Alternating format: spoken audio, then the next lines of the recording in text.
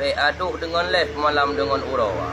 Dari malam sa sampai malam ke-7 tutup live saya kurehai. Karena katanya kehilangan ulama yang sangat berharga bagi katanya.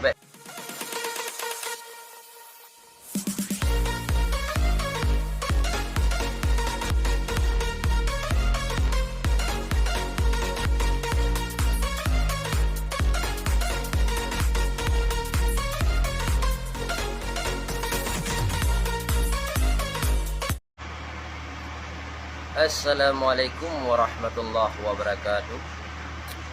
Ke Bandung merakan-rakan dimanapun anda berada. Takalan gure-gure ketat tiga ke pegot live dari malam sang sampai malam ke-7 pada kalian ini. Ngan kepegah sirau ulama ibarat lagi urang si getanya.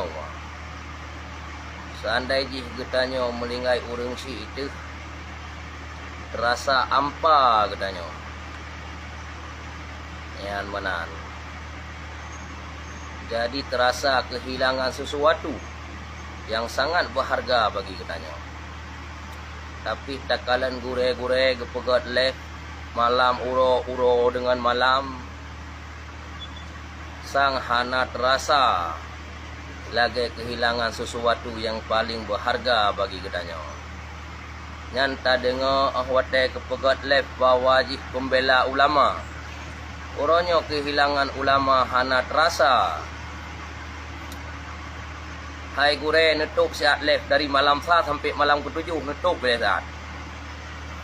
Tak hargain berduka cita katanya bangsa Aceh. Kehilangan sesuatu yang sangat berharga bagi katanya bangsa Aceh. Ulang kehilangan sidra ulama yang saling berharga, yang sangat berharga bagi katanya. Jadi bahawa jih le katanya orangnya ikut juga terasa duka cita. Aduk dengan live malam dengan urawa. Dari malam sa sampai malam ke-7 tutup live saya kurehai. Karena katanya kehilangan ulama yang sangat berharga bagi katanya. Baik tak pegah katanya pembela ulama. Baik tak pegah katanya dukung ulama. Tapi orangnya takalan ulama katanya apa? Gagwa barahmatullah Allah.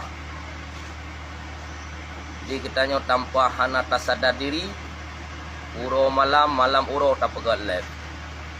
Menansit ke urang-urang Aceh merdeka. Yang tanah cok nanggro tanah puak kedaulatan bajara ulama. Uranya ulama kagwa barahmatullah Allah. Jadi bagi kitanya uranya sangat berduka cita. Jadi makanya nedulung top left ila saat ai gure-gure hai. Tak sambut uro duka cita katanya bangsa Aceh. Be aduh dengan left 20 jam uro malam dengan uro tak sambung left. Tutup dari malam sa sampai malam 7.